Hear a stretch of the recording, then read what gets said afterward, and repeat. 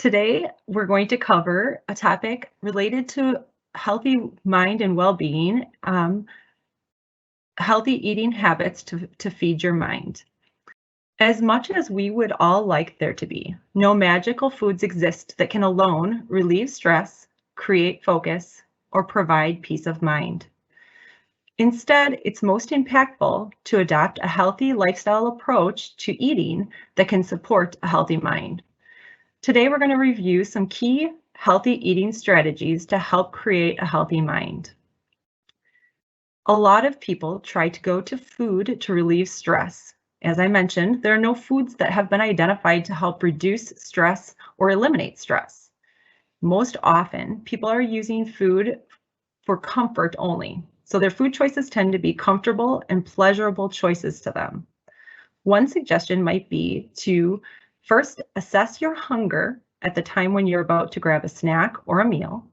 If you're not truly hungry, try to replace the food with a pleasurable and comfortable activity that you can use instead of eating. The most effective activities that you can choose are oftentimes things that are very accessible and things that you can do in short periods of time. Another strategy to help create a healthy mind is to avoid foods that provoke symptoms that are consistent with stress. One example would be excessive caffeine intake. Excessive caffeine intake can oftentimes create that elevated blood pressure sensation and symptoms like jitteriness and anxiety-related types of symptoms that can prevent you from being focused and cause distractions because of the way that your body is feeling, uneasy and unsettled. Another example is excessive alcohol intake, which of course will cloud your focus and prevent you from reacting the way that you'd like to react or the way that you normally would react. Another example would be excessive sugar intake, especially excessive refined sugar intake. Excessive sugar intake causes spikes in energy and then plummets in energy. Oftentimes can also create that same jittery, anxious type of feeling throughout your body, a feeling of being unsettled, and it affects your focus. It also can affect your body's ability to get the energy consistently and sustainably to your brain, allowing you to focus. The best thing you can do to control stress is really make sure that you're eating in a way that sets your body up to function at its max capacity. By doing this, we're trying to eat foods that are rich in antioxidants, B vitamins, vitamin D, and all of the essential nutrients that our body needs for all the many functions that it performs every single day. You can move to the next slide, please. Some of the key components that we can use in our diet to help promote a healthy mind are these four listed on this chart. First of all, we have omega-3 fatty acids have been proven to feed our brain in a healthy way, create healthy energy, reduce inflammation in the body. Some examples of omega-3 fatty acids would be fatty fish sources such as salmon and albacore tuna. There are other plant-based sources as well, such as walnuts. Another great example of a food that can help create a healthy body and a healthy mind would be our antioxidants.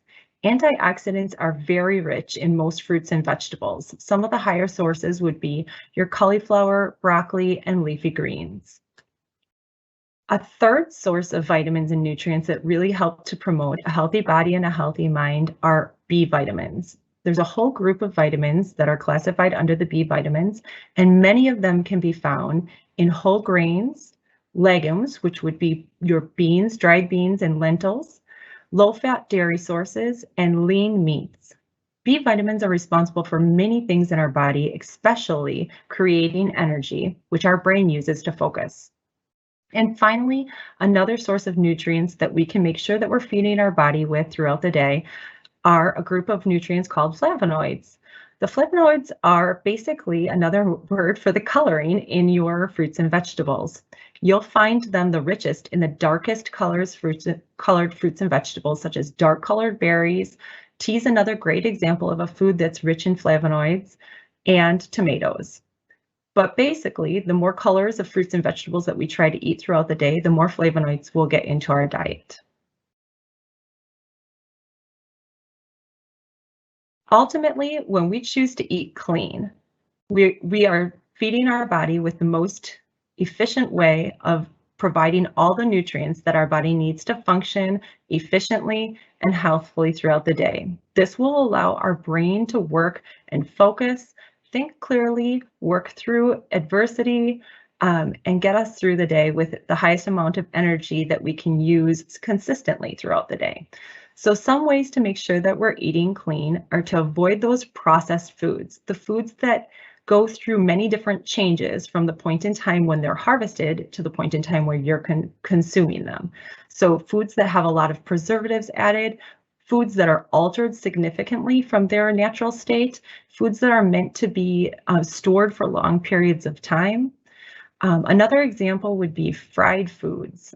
Fried foods go through a process with the extreme heat that creates a high amount of changes to the oil that can cause inflammation and distress in our body. And then, of course, also a group of foods that will increase inflammation, or the pro-inflammatory foods. Now, inflammation does have some positive effects in our body as well. Our body does need inflammation for some things.